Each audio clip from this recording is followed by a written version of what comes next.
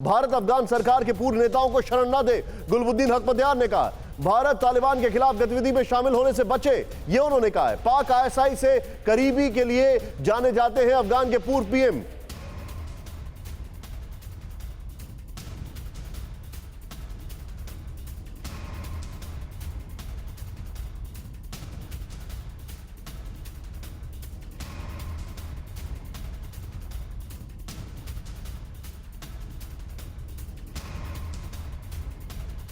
चलूंगा यहां पर, ये एक बड़ा स्टेटमेंट और इन दोनों खबरों को मैं दिखाना चाहूंगा आपको।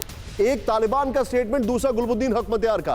अब मैं सीधे चलूंगा यहां पर। विष्णु सर मेरे साथ है। सर, मैं जो आपका लेख पढ़ा, आपने एक बहुत अच्छा आकलन उसमें किया और आपने अपने ये जो लेख है मैं अपने दर्शकों को बताना चाहूंगा, आप इसको गूगल भी कर सकते हैं, जिसमें विष्णु सर, प्लीज उनके साथ दिखाएं। विष्णु सर ने लिखा, hello Kabul, Delhi calling, let's keep the line of communication open.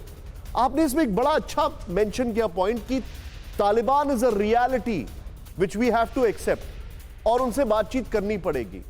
लेकिन सर, ये जो स्टेटमेंट्स आ रहे हैं, क्या वो हमको टैक्टिकली ये स्टेटमेंट्स दे रहे हैं? क्या वो जानबूझकर हमें इन्फ्लुएंस करने की कोशिश कर रहे हैं, इंटरनल ऑडियंस को प्लीज कर रहे हैं? इन स्टेटमेंट्स के पीछे की वजह क्या है, कंसिडरिंग द फैक्ट कि हमारी अभी अभी उनसे मुलाकात हुई है, आई थिंक 3-4 दिन पहले, और जिसका आपने मेंशन भी किया अपने पूरे लेख में। सर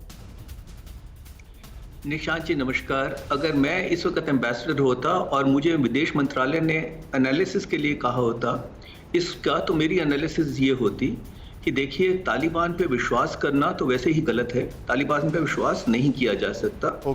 एक पहले तो ये बुनियादी चीज़ है। उसके बाद क्या है, स्थानिक शाही ने क्या कहा था कि हम कश्मीर के मामले में भारत और चीन के बीच में, भारत और पाकिस्तान के बीच में नहीं पड़ेंगे, उनको सॉर्ट आउट करना चाहिए, ये कहा था ना। और अब इन्होंने क्या कहा है कि जहां तक मुसलमानों की बात है, कश्मीर में मुसलमानों की या कहीं भी दुनिया में हो, हमको वो आवाज़ उठाने का हक है।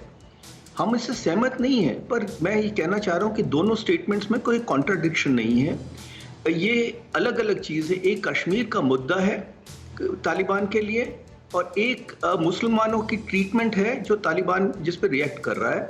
और ये सब मुस्लिम उम्मा को देखते हुए हर एक मुसलमान देश यही कहता है, तो इसमें मुझे कॉन्ट्राडिक्शन नहीं लगता। और जो टाइमिंग है उसकी बात ये है कि देखिए, एक तो बीबीसी को इंटरव्यू दे रहे हैं, बीबीसी तो सवाल सबसे पहले यही पूछेगा, और बीबीसी का जो मुद्दा है वो हमको पता है।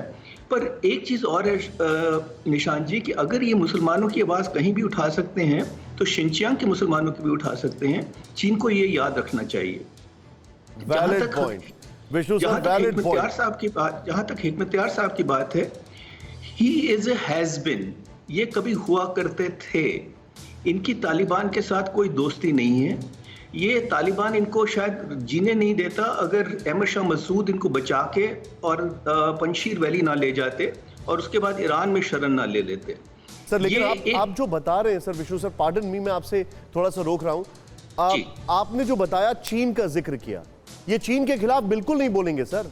और क्यों नहीं बोलेंगे, मैं आपको एक बड़ी खबर अभी दिखा रहा हूं, और मैं आपसे एक चीज कह सकता हूं, प्लीज एक छोटी सी टिप्पणी कर सकता हूं। शो सर, ये चीन के खिलाफ अब नहीं बोलेंगे क्योंकि अब इनको चीन की जरूरत है।